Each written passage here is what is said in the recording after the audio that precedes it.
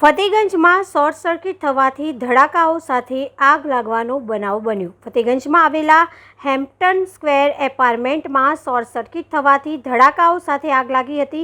થોડા જ સમયમાં જીબીએ સપ્લાય બંધ કરી આગને કાબૂમાં લઈ લીધી હતી, નહીં તો મોટી હોનારત સર્જાવાની પૂરી સંભાવના હતી। પરંતુ ત્યાર સુધીમાં રહીશોમાં ગભરાટ ફેલાઈ ગયો હતો। આશ્ચર્યની વાત તો એ છે કે આટલા મોટા એપાર્ટમેન્ટમાં એક પણ ફાયર એક્સટિંગ્વિશર ન હતું।